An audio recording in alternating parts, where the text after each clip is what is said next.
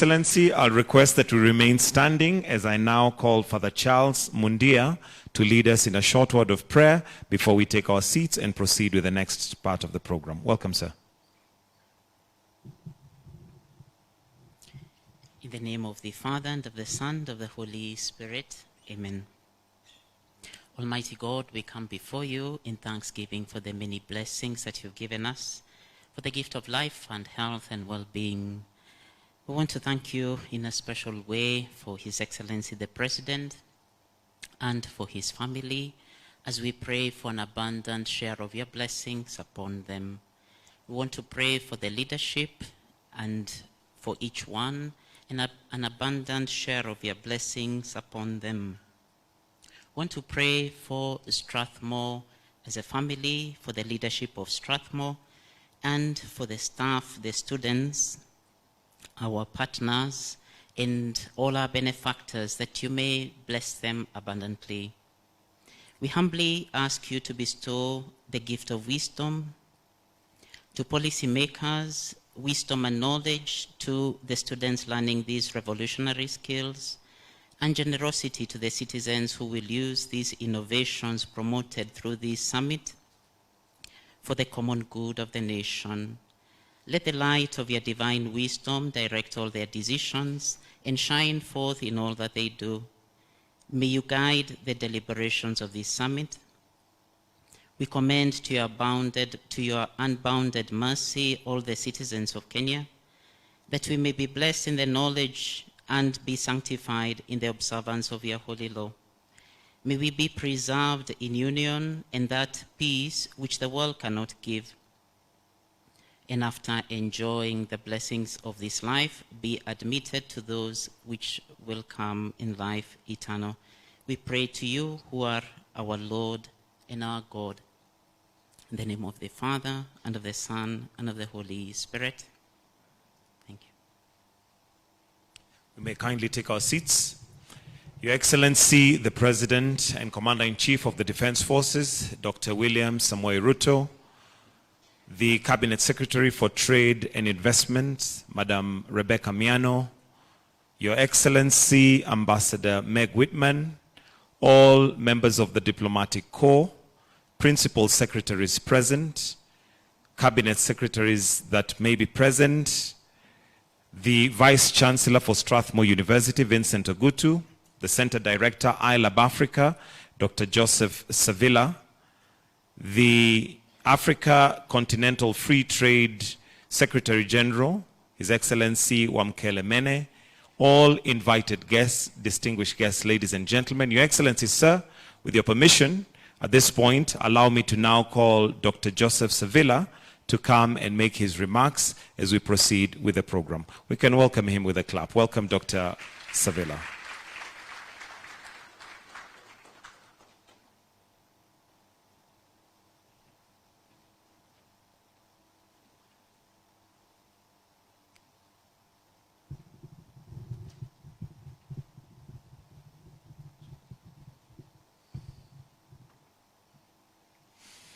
His Excellency, Honorable Dr. William Samoei Ruto, President of the Republic of Kenya and Commander-in-Chief of the Defense Forces, Ambassador Meg Whitman,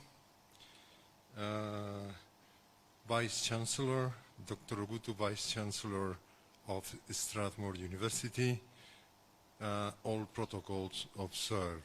Ladies and gentlemen, I want to welcome you to Strathmore University today. I am very happy that we are hosting this event, which relates to a new emerging technology that is data science. I'm the director of ILAB Africa. I started ILAB Africa 11 years ago as a research and innovation center. Our idea was to bring in technology to be able to train local talent in these new technologies and find a way in which new technologies can improve our country. In the 11 years that we have been in operation, there have been major areas that we have tried to develop. I earlier mentioned one of them is cybersecurity. And with recent events in our country, you see the importance of having properly trained cybersecurity professionals, properly trained cybersecurity outfits within our security outfits, within our military. We need all this to protect our assets. We have been doing a lot of work in e-health to bring technology to the development in the care for our sick people. And today we are here on data science that is becoming a major driver of innovation and a major driver of development. I had mentioned earlier data science, analytics, artificial intelligence now is in the realm of almost everybody. There are tools that I can use in my phone that our students are using every day. I had to scold one of my students just last week because he made a presentation and I could see, man, this is not the work of the student. This, he has got it from ChatGPT without thinking. Okay, and that's the problem. We can use technology without thinking. Universities are here to make people think. And that is what we are trying to do in iLab, to train our youth to develop these skills so that we know how to use these technologies. Data science, artificial intelligence can be used for our advancement. It can be used for improving our nation and our companies and our governments. But it can also be used for unethical purposes, okay?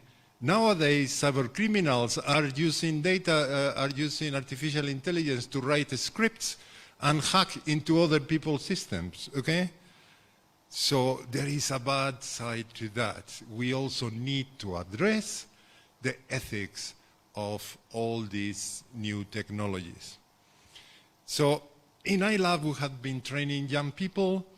We have our smart academies. We are trying to work with them before they graduate. We are already involving them in projects with industry, projects that we have in iLab, in research that we are doing. Just a few minutes ago, you saw some of the work that our students had been doing related to data science. I'm also very happy that with us is Ambassador Ryan. Sorry. It's Whitman. Yes. What? I got it. Terrible. Yeah. So in the last few years, and more especially, I think, since the trip of our president to the United States, we have been doing a lot of work with companies like Amazon Web Services, with Google, with Microsoft. Finally, I have seen the people of Apple taking an interest in this region. And we are beginning a collaboration with them to have a center for the development of applications and to train people in Apple technologies. And like this, I could go on through other very important technology companies internationally. So we are trying to understand where the technology is going. We are seeing, okay, now how can we use this technology locally? And we are training people, developing these local skills so that they can bring solutions that we will benefit our society. That is the role that as a research lab we have been doing for the last 11 years, and data science is one of our main activities. So thank you very much. I just wanted to give you a brief introduction to what we are doing here, and thank you for the big support and for your interest and the work that you are doing in bringing technology and making Kenya to be the hub of the region, and I would say of the continent, in technology. Thank you.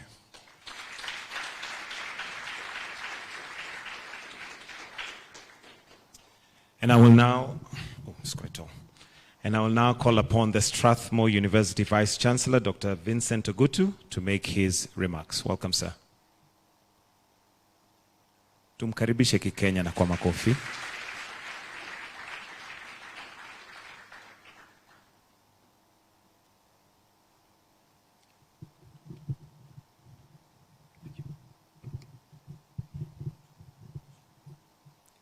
Your Excellency, the President of the Republic of Kenya, Dr. William Samoei Ruto, our CS for Investments, Trade and Industry, Rebecca Miano, the African Continental Free Trade Area Secretary General, Wamkele Mene, the US Ambassador to Kenya, Meg Whitman, our University Council Chair at Strathmore, Mrs. Bernadette Musundi, our iLab Director, Dr. Joseph Sevilla, distinguished guests, it is my great pleasure to welcome you today to this summit, to the pre-summit on data science and artificial intelligence, with a particular focus on how we can use IT to promote trade in Africa. Now, it's interesting that we have the ambassador of the US here. The US is known largely as the paragon of democracy in the world. And I think President Ruto will agree that we have a special brand of democracy here in Kenya, which we're leading Africa in, and it's about democratizing knowledge. So in the continent, I dare say we're number one in democratizing knowledge using technology. So gone are the days when you needed a lot of money to access knowledge and skills. If you have raw talent, and we have an abundance of that in Kenya, then all you need is that little push, that leverage that can give you access to incredible knowledge and opportunities for building your skills. Now, this came home to us in a very special way when COVID happened. 3 weeks before the first case in Africa was reported, Dr. Sevilla walked into our office with the Vice Chancellor at that time, Professor Odhiambo, myself, and we had a meeting in which he told us, this thing that's happening in China and in Europe is going to spread to the whole world. And it's just a matter of time before the whole world, including Kenya, goes on lockdown. We were very skeptical at first because there were only 2 cases in Africa at that time, I think in Egypt and in Nigeria. It seemed so remote and far-fetched. But he insisted, it is coming, it will happen, and what will we do then? Will we shut down? And we said, do you have ideas? He said, we'll have to migrate to an online platform. Thankfully, all our students already have devices. We give them laptops when they join Strathmore. We have the online platforms that we can use, and we were going to get licenses to increase the capacity.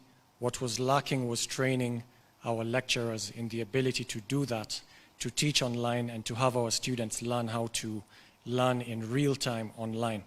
And that is something that iLab Africa and our Deputy of Vice Chancellor, Academic and Student Affairs, Elizabeth Gashenga, is here.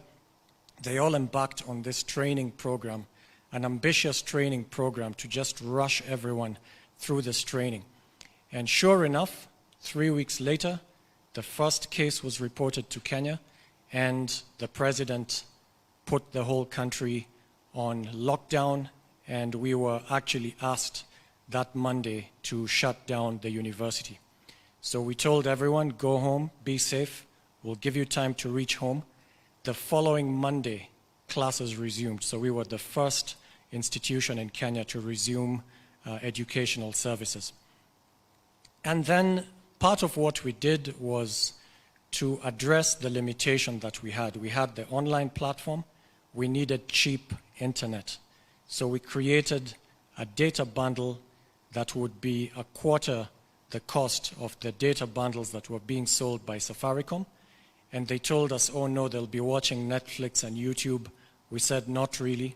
The same way you can blacklist a website, you can't go to this pornographic website. You can whitelist websites. You can say, these are the only websites that you can go to.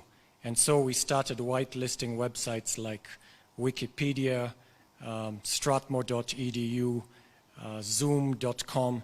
We just whitelisted the ones relevant to education, created this package in collaboration with Safaricom, and rolled it out for the use of everyone in the country, not just Strathmore.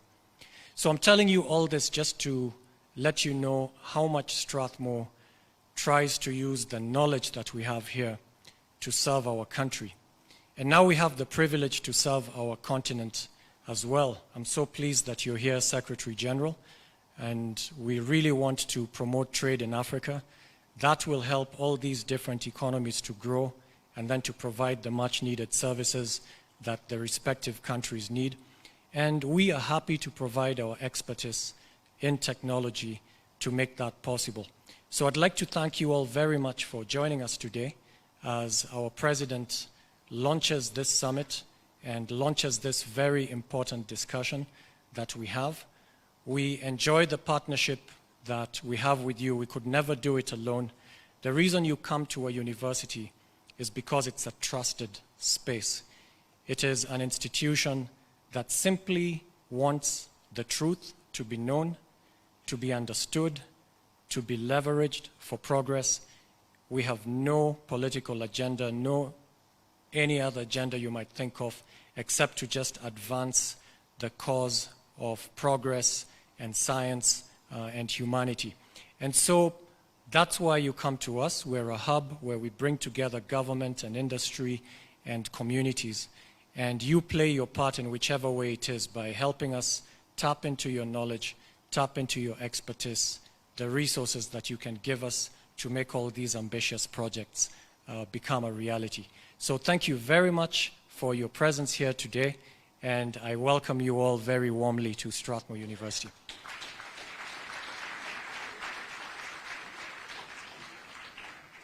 Next, I'll call His Excellency Wamkele Mene, the African Continental Free Trade Area Secretary General. Welcome, sir.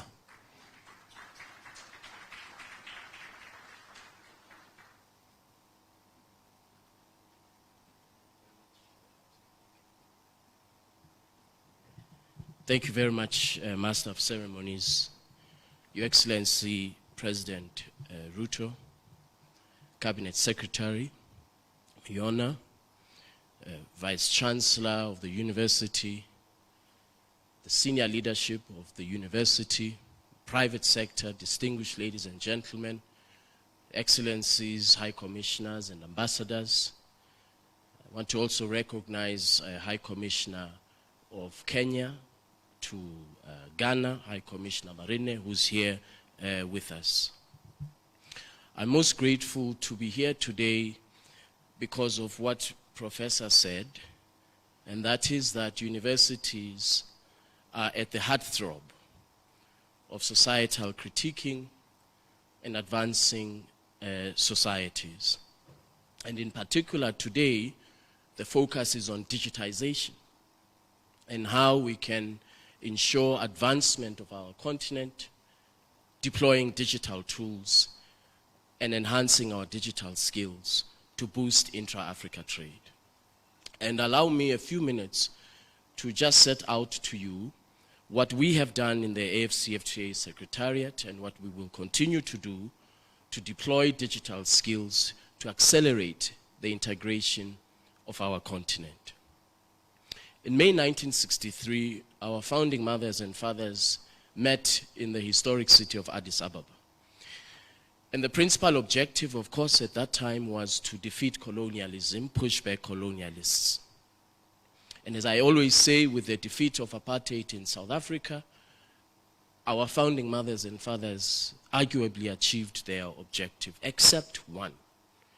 And that is the integration of our continent.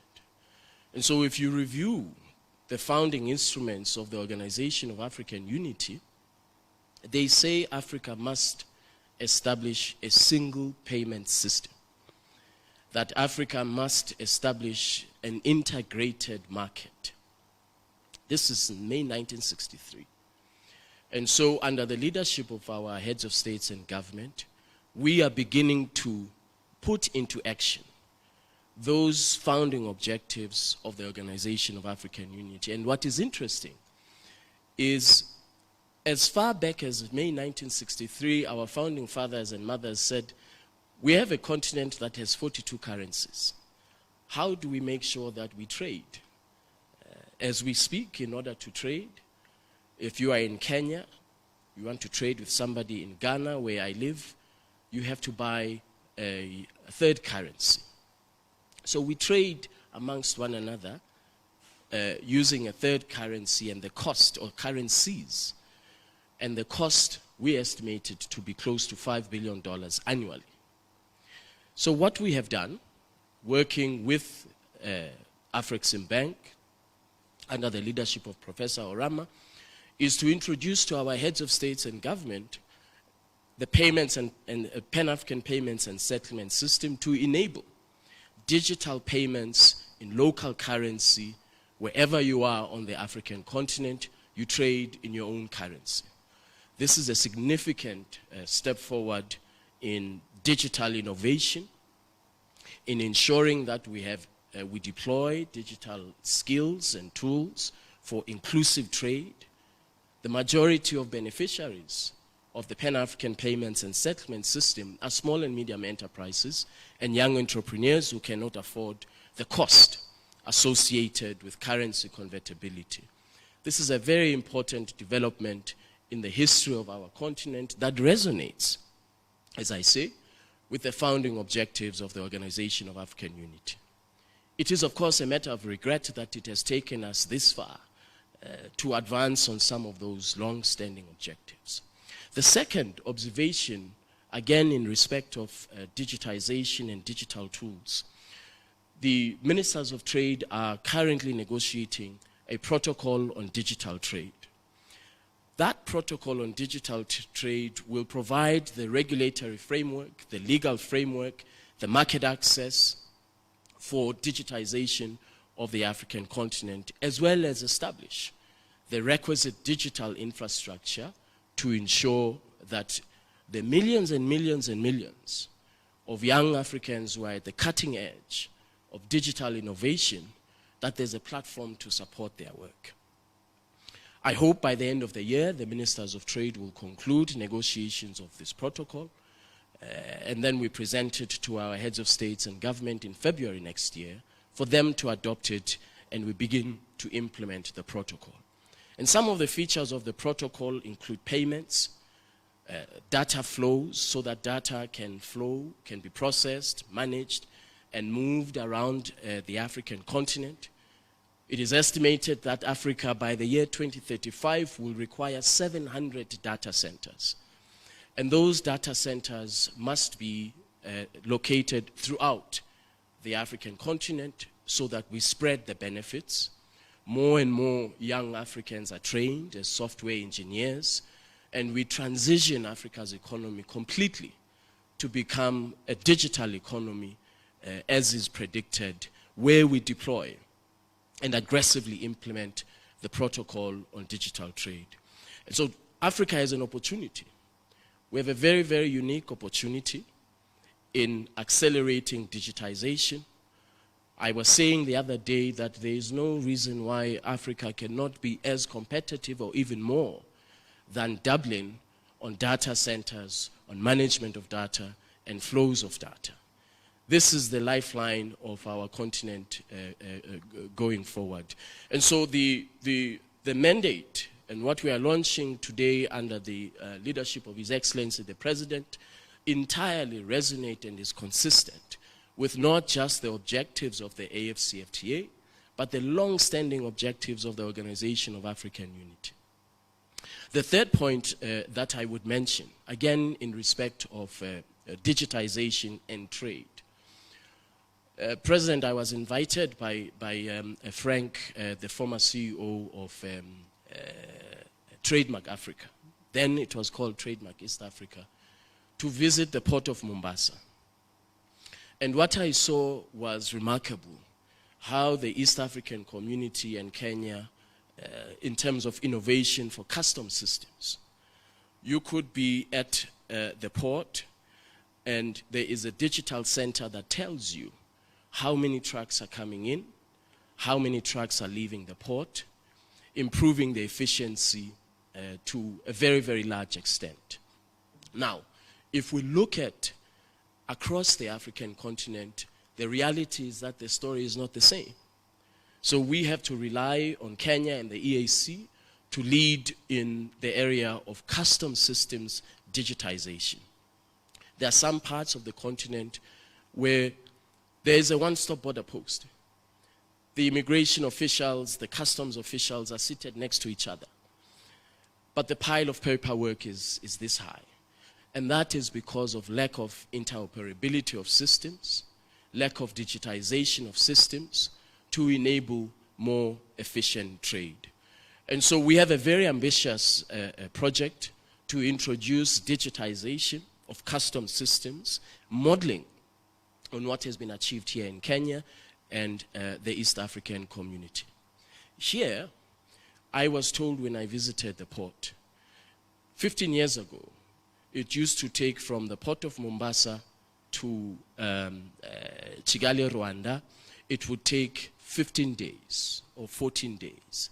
And today it takes 2 or 3 days for those goods to be cleared and to arrive in Kigali, Rwanda, one stamp, a very, very efficient system. So the model of digitization that you have developed certainly is a model that we should be rolling out throughout the rest of the continent.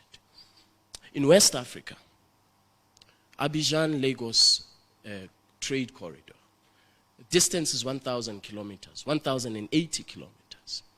It takes 15 days and 37 checkpoints for goods to move 1,000 kilometers. Clearly, there is a need to improve our trade corridors, looking at the success stories that have already taken place across the African continent.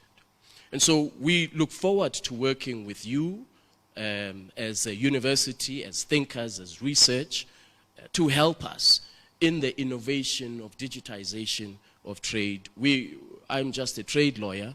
I know nothing about digitization, so we require your expertise to help us to advance. Let me close on this note.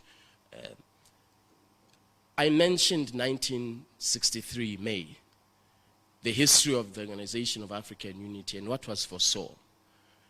Last week, some of you may have seen an article in the New York Times, and it was entitled, "The World is Becoming More African." And so the New York Times tells us something that some of us already knew anyway, but tells us that by the year 2050, Africa's combined GDP is estimated to be 16.2 trillion United States dollars. And that by 2050, the turn of the century, the largest working force in the world will be in Africa. And third, that the youngest population in the world will be here on the African continent. But these positive projections will remain nothing but that if we do not move aggressively to integrate our continent, to integrate the market, to become more globally competitive and to ensure that we create opportunities for young Africans here. And so I am most grateful the leadership of the African Union, His Excellency President Ruto. Every time he speaks, he mentions the AFCFTA. We were here a few months ago during the session of the American and Kenya Chamber of Commerce Summit, and we listened very, very carefully to the vision that the President has in engaging the private sector to work together to create opportunities here on the African continent. So I want to thank all of you very much for your attention, and I wish all of us good deliberations over the next day or two. Thank you. Thank you, Your Excellency Wamkele Mene. At this point, allow me to now welcome the Cabinet Secretary for Trade, Investment and Industry, Madam Rebecca Miano, who will in turn invite His Excellency. Why don't we welcome her with a clap? Welcome, Madam Rebecca.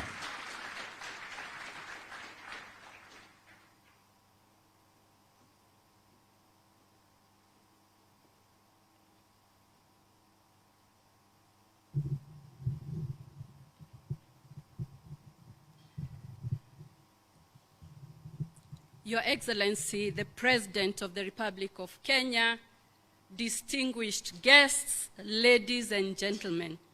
Before I invite His Excellency to speak, I'll just share with you very paradoxical data that paints Africa, where we are, and how digital trade will close these gaps.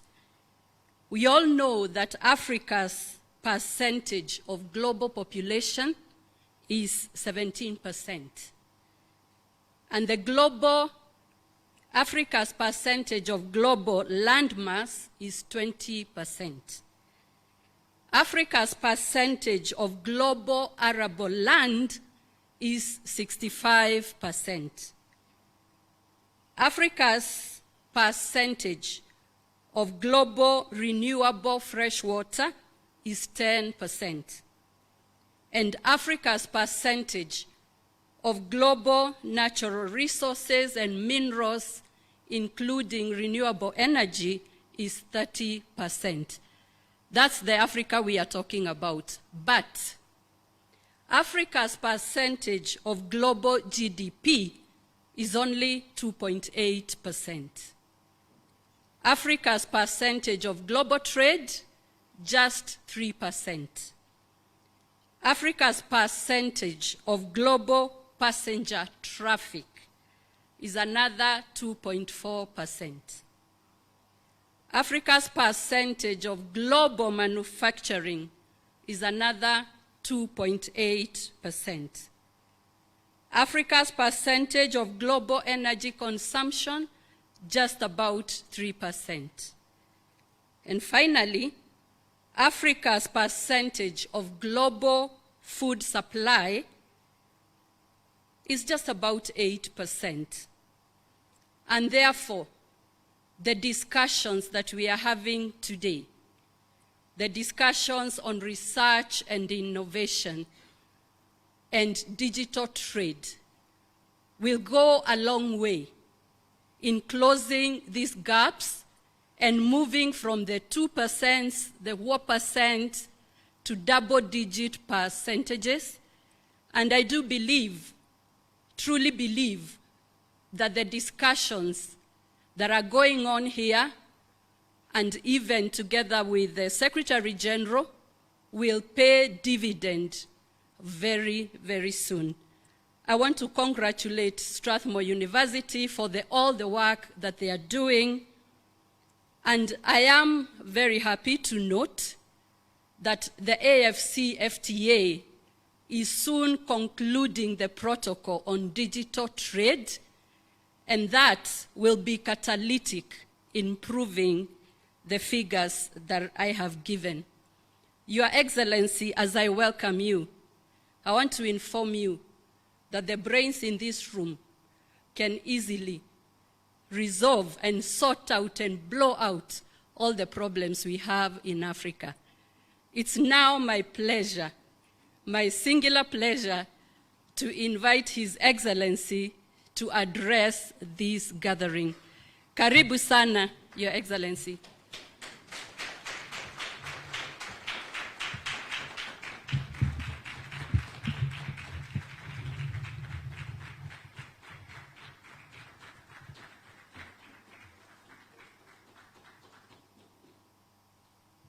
Thank you very much, Minister. Thank you very much, everybody. Let's take our seats.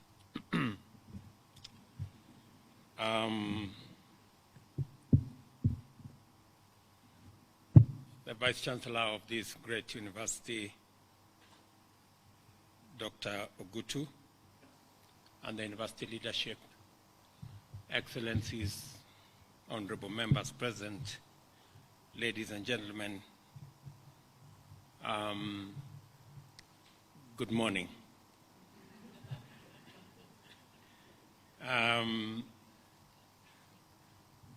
I want to thank each and every one of you for finding time to participate in this inaugural conference on Africa Continental Free Trade Area and engage with the most important fundamental issues in terms of Africa's overdue economic transformation. We are at a historic juncture in world development in which Africa, at long last, is emerging as a focal point of important global strategic discourse with tremendous political, security, environmental, and most importantly, economic implications. Throughout the modern age, Africa has been profiled as a troubled continent which abounds with immense potential, limitless possibilities, but year after year, overcoming these challenges and actualizing potential has remained a very elusive target. Consequently, Africa has continued to rank unfavorably when it comes to participating, contributing, and competing in the global economic space relative to other regions. As Minister Miano has said, Africa only accounts for 3% of global trade because a stronger performance is prevented by disjointed and fragmented markets. Besides other structural deficiencies and historical legacies which undermine sound institutional development, impede efficiency, and limit the possibility of robust economic growth and transformation. Historically, the continent has been afflicted by colonial tyranny, economic exploitation, and political instability, which have hindered Africa's ability to participate fully in global trade and benefit from its own resources. Although politically sovereign, economically we have been trapped in a vicious cycle of underdevelopment and want, now compounded by a huge debt trap and a runaway climate crisis. The profile of Africa has been so pessimistic that its endowments were deliberately cast in despairing light. Africa's resources were portrayed as a curse that would only bring conflict and bloodshed instead of wealth and progress. Africa's growing youthful population was similarly represented as a ticking time bomb that would explode into intense poverty and endless fighting. Even Africa's forests and other resources were not spared. Despite an indeed very often, because of its abundant endowments, Africa has been persistently underrated, underrepresented, and relegated to the margins of economic discourse while being at the center of negative political conversation. These conversations are changing, and I'm very happy that we are changing the narrative about Africa. And the narrative is changing because we have learned to tell our story as Africans. Much of the difficulty encountered by many countries arose from international economic and financial system configured to sustain a rigid development pathway. Consequently, resources typically flew in one direction, on the cheap, to the benefit of the powerful industrialized nations, which control the levers of the system today, while finished products are afterwards imported to these same countries in our continent at a price that make utter mockery of our endowments, our aspirations, and our progress. At the center of all discourse concerning Africa's relative underdevelopment and low economic performance in the midst of such staggering plenty is the question, why is a continent that is larger than all other continents and land masses combined, which is home to over 1 billion and a bit people, and sits at all these resources, contributing only 3% of global trade and only 2.8% of global GDP?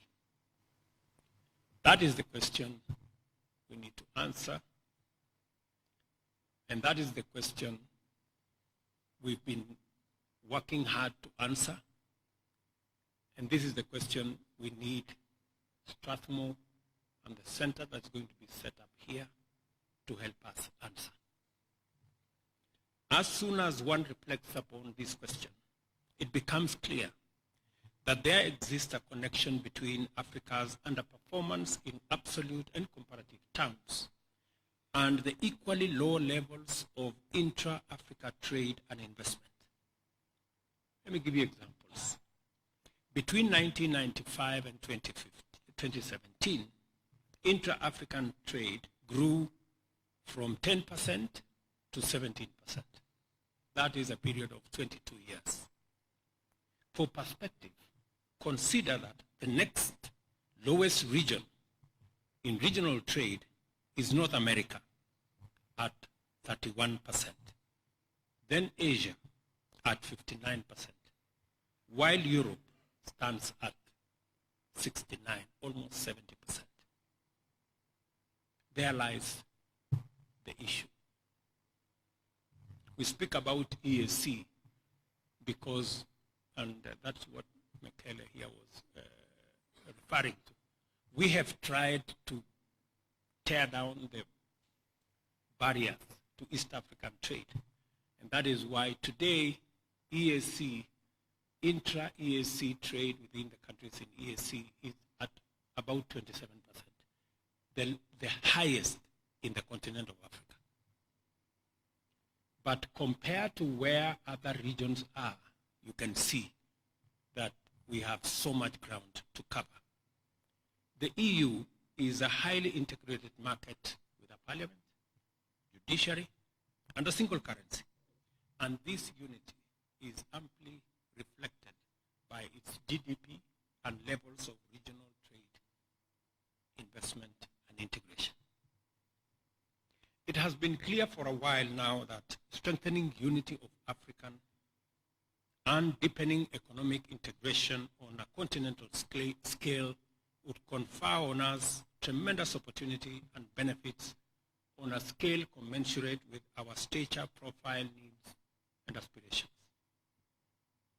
A decade ago, therefore, the African Union laid down the agenda to guide our endeavors to achieve this goal by 2063 through a development roadmap which envisions an integrated, prosperous, and peaceful Africa driven by its own citizens and representing a dynamic force in the international arena. This agenda explicitly sets out the direct connection between Pan-African unity, economic development, and peace and security, at once exposing the fundamental economic drivers of our failures and fundamental economic vision as the engine of unprecedented African transformation. Today, Africa is beginning to hum with the energy unleashed by the unfolding of innumerable opportunities thanks to regional and Pan-African integration. Trading has commenced under the Africa Continental Free Trade Area. And even in these early stages, the potential to rapidly grow intra-African trade beyond earlier projections is very evident. Many firms are going back to the drawing board because the full implications of the huge scale of this platform are beginning to emerge. A seamless market of 1.4 billion people, launching off to a GDP of 3.4 trillion, is a tremendous start by all accounts. It is projected to increase incomes by at least 7% throughout our 54 countries by 2035, thereby lifting over 30 million people out of poverty. There is much optimism and excitement as we embark on a new chapter in Africa's economic journey. The launch of the Africa Continental Free Trade Area marks a significant milestone in our pursuit of economic transformation across our continent. The time for Africa's economic transformation and industrialization has come, and we must execute a transition from merely supplying world markets with raw commodities to broad spectrum of value-added contributions, including tradable services, as well as embracing the rapidly evolving digital technologies to accelerate economic growth and create employment opportunities for the continent's burgeoning youth population. The ACFTA, therefore, provides a crucial opportunity for Africa to define the terms and conditions under which we shall pursue African self-sufficiency with the aim of actualizing authentic African self-determination. Under the African Continental Free Trade Area, we have a chance to transform our continent into a global economic powerhouse and elevate the lives of millions of African citizens. It is projected that the AfCFTA could create 2 million additional jobs and lift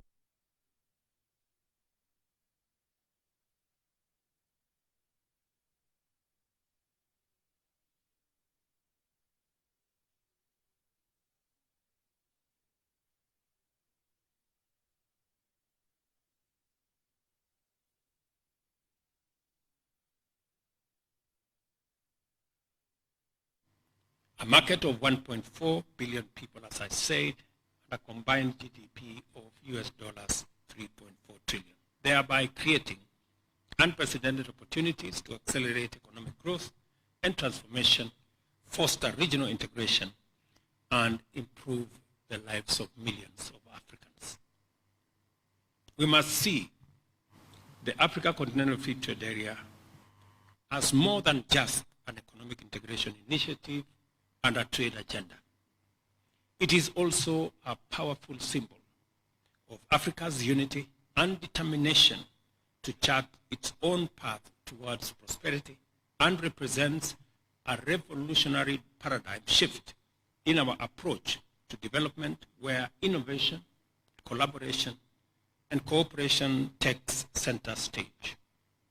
It signifies our commitment to breaking down borders, bridging divides, and mobilizing the nations and people of Africa to aspire collectively and strive in unity towards a shared destiny. By eliminating trade barriers, boosting intra-Africa trade, and promoting investment, the Africa Continental Free Trade Area establishes a conducive environment for commerce and industry to thrive, unleash the entrepreneurial spirit of our people, and stimulate economic diversification and industrialization. It will enable African countries to capitalize on their comparative advantages and establish regional value chains essential for sustained economic development.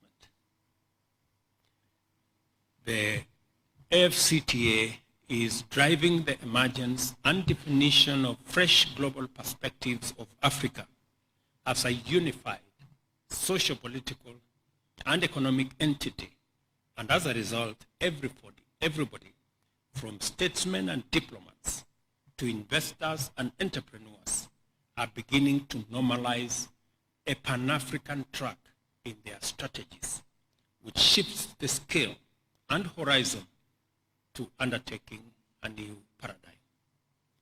Today, after this meeting, in fact, in a few minutes, I will be meeting the Prime Minister of the Czech Republic, who is in Kenya because, in their own words, they are revising their strategy for Africa. Because they now see exactly what I'm talking about.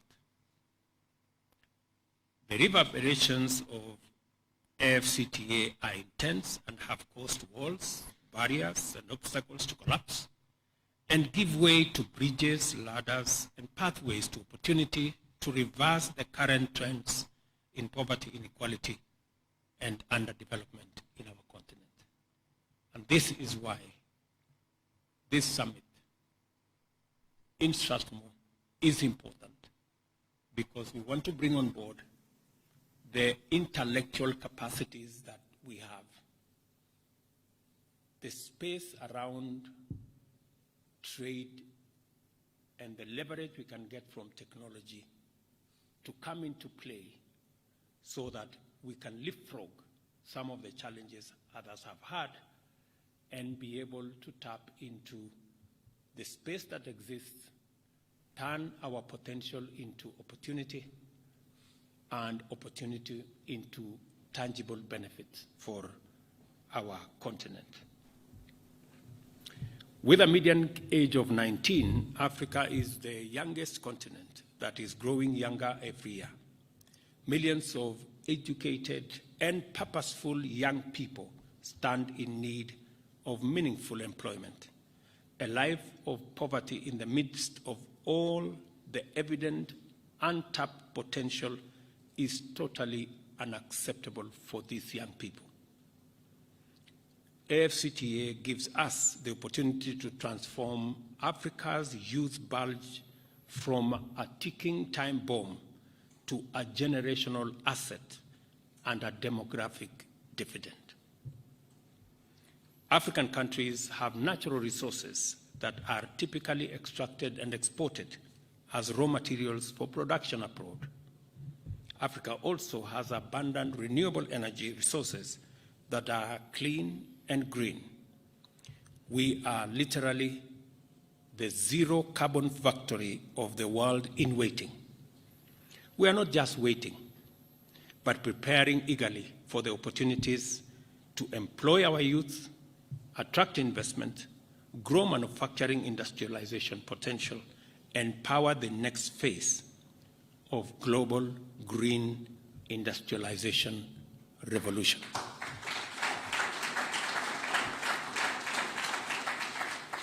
Even as our governments, corporations, and individual entrepreneurs engage with the tremendous opportunities arising out of our continent's vast potential, it is important for forums like this to lead the way in continuously developing, refining, and providing high-quality, evidence-based, data-driven analysis, strategies, policies, as well as other varieties of essential knowledge and insights that enable both public and private sector leaderships to make smart choices and take sound decisions in order to initiate and sustain ambitious transformation on a continental scale. You occupy a very special place in making us succeed. And I agree with Minister Miano that the body of knowledge and expertise that we have in our universities, starting with Strathmore, could close the gaps that we have much faster, much more efficiently, if we created the correct networks and worked with our institutions seamlessly. In other words, we are not going to take chances with this unprecedented moment in the history of global development. Rather, we are investing in and supporting the development of relevant strategic, analytical, and advisory bandwidth to make sure that our public and private sectors enjoy sustainable access to the best intellectual capacity and resources available as they formulate policies, strategies, and set out to succeed in a brave world that we all want to be part of. This is how I contextualize the launch of the AFCTA Policy and Development Center here in Strathmore, which signifies Kenya's readiness to support Africa's transformation through robust complementary activity in the academic and scholarly space. While the role of such an institution is fairly straightforward, its critical importance will continue to manifest itself as Africa coheres into a fully fledged political and economic global player of strategic significance. So it may start small, as it certainly will, but I am very confident that further down the road, its space, its capabilities will be evident. It is good to start early. I know maybe we are asking ourselves whether we've started, we've not done the correct homework, maybe we've not done things as we should. But let me encourage you and tell you this. It is good to start early. Wole Soyinka, our foremost African elder, admonishes us that you must set forth at dawn. And our young people here in Kenya paraphrase it to say, mapema ndio best.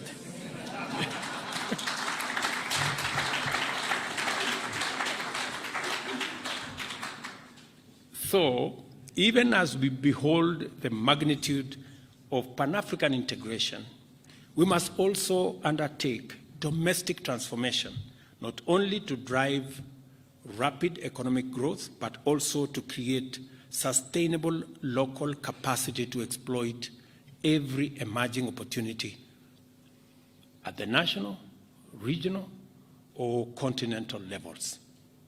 So you're in the right space. I just want to encourage Vice Chancellor here and the university.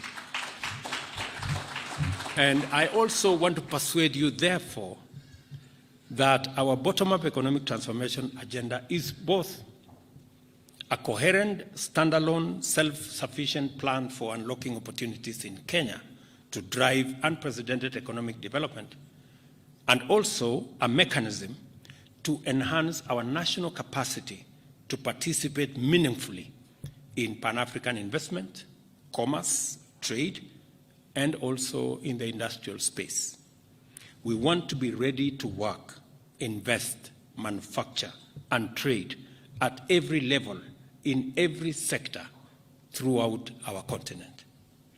We understand Pan-African integration in the form of AFCTA and the Agenda 2063 as a perfectly aligned extension of our bottom-up economic transformation agenda And that is why we are involved in it, we are immersed in it, and Secretary General will confirm that Kenya is front and center driving this African integration agenda.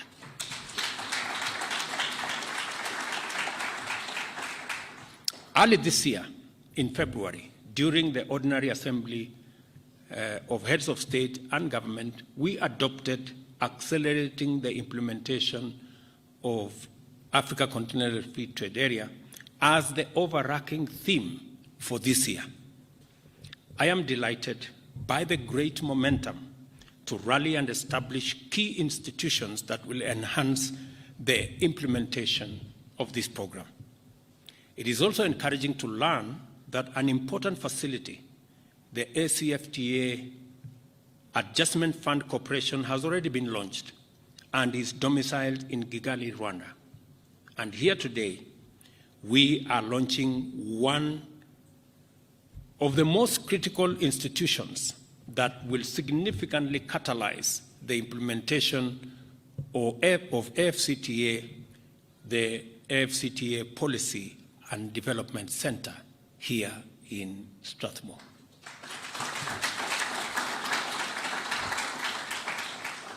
We recognize the importance of policy development in driving the success of Africa Continental Free Trade Area. It is also through strategic, well-crafted policies that we can create an enabling environment for business to thrive, facilitate investment flows, and promote fair and equitable trade practices. The role of the Center will be instrumental in this regard, providing a platform for research, analysis, and evidence-based policy making. We intend to tap into this resource, not just as Kenya, but as EAC and as the wider body of the African continent. As we embark on this journey, it is essential to acknowledge and keenly examine and attend to the challenges that lie ahead. To begin with, we must tackle issues related to infrastructure development, regulatory harmonization, human capital development, and the facilitation of cross-border trade. According to the African Development Bank, Africa needs to invest between $130 and $170 billion annually in infrastructure for the next decade. This center will need to figure out how this is going to happen, what levers we need to use, what instruments will come into play so that we can attain these targets. The AFCTA will serve as a catalyst for these investments, since improved transport, energy, and digital connectivity will significantly reduce trade costs and naturally enhance efficiency. To support this agenda, I see a major role for the Policy and Development Center here in Strathmore in terms of designing sustainable investment models and public-private sector arrangements that effectively mobilize stakeholders, governments, and regional economic communities to develop effective policies that drive inclusive and sustainable development in the whole space that we are seized with. Secondly, it is essential for us to sustain skills and development and promote continuous learning as a strategic priority throughout Africa. Africa's youthful population is projected to increase exponentially to 1.7 billion in the next 7 years and 3 billion by 2063. I am convinced, beyond any doubt, that the youth are the future and our greatest asset. By investing in education, vocational training, and research and development, we can unlock the innovative potential of our youth, equip them with the necessary skills for the future, and keep them at the forefront of Africa's economic transformation. I am very sure that universities, starting with Strathmore, are doing exactly that. And I am saying so not from hearing. I am saying so because 2 members of my family have actually been through this university. So I am speaking from knowledge, and I'm speaking from experience. And so that's what must happen continuously with all our other universities. Furthermore, it is imperative that we foster a categorically pro-business environment characterized by transparent and predictable regulations, robust legal frameworks, and protection of intellectual property rights. This will attract foreign direct investment, encourage local entrepreneurship, incubate innovation, and promote responsible business practices that create quality jobs and contribute to sustainable development. And I am completely aligned with what the Secretary General of SCFTA mentioned on 2 issues. The easing of trade, especially on payment of goods and services in our continent. How do we marry the efficiency of our trade with which happens in different currencies? And in the Africa Heads of State Assembly in February next year, we will be adopting the Pan-African payment system that has been crafted by Afrexim Bank as the instrument that is going to allow this continent to trade in our local currencies and avoid the unnecessary loss of about 5 billion shillings in trying to transact in different currencies. So we are properly aligned. In fact, Kenya is a champion, and we've been asked to host the headquarters of the Pan-African payment system in Kenya. And because we are leaders in the technology space, and because we are also promoters of African Continental Free Trade Area, and any institution that supports the integration of our continent, we have gladly accepted to host the headquarters of the Pan-African payment system in Kenya. Let me also confirm that technology is going to play a very important role.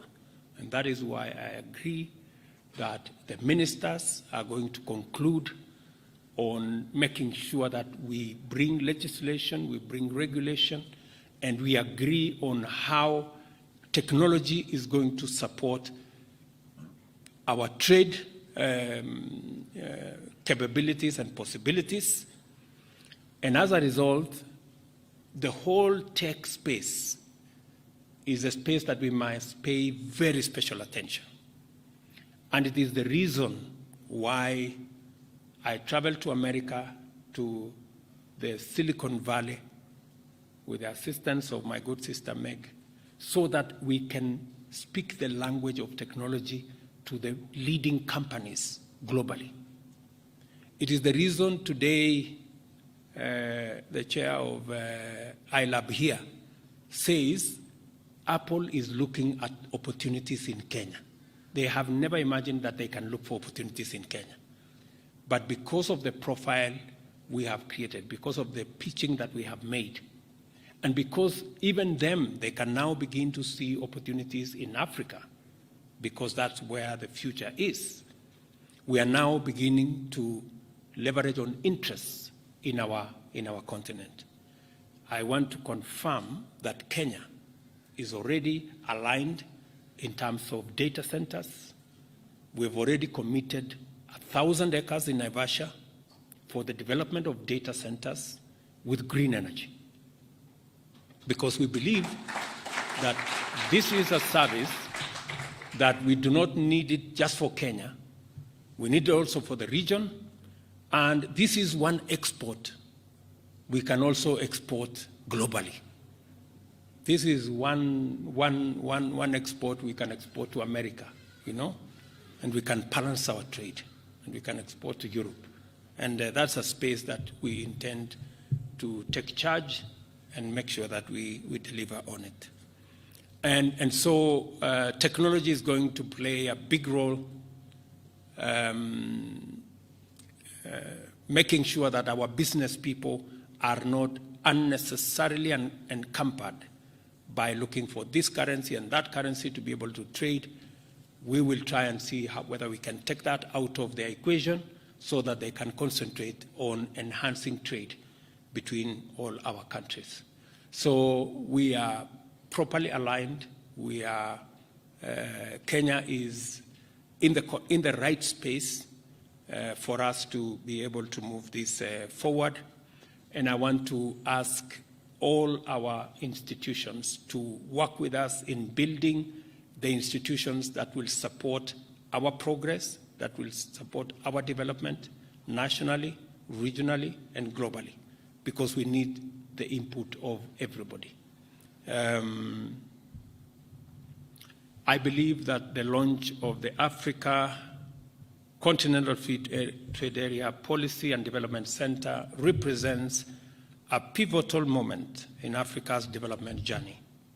It provides a platform for us to work together in a borderless, cross-sectoral, multidisciplinary, and inclusive manner to build a prosperous future in which Africa is a globally competitive driver of world economic affairs.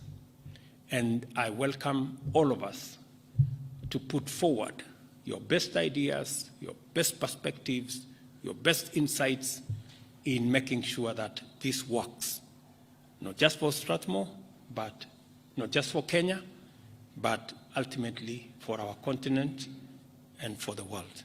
So again, I want to say thank you very much for welcoming me to speak on this subject, which is very dear to me, which I am very passionate about. And I am truly encouraged that we are going to have this center in Strathmore as we build the institutions that will support our thrust and push as we develop our continent and as we get Africa to play its rightful role, which has been long in coming. But I think we are finally there. So asanteni sana, thank you very much, and God bless you.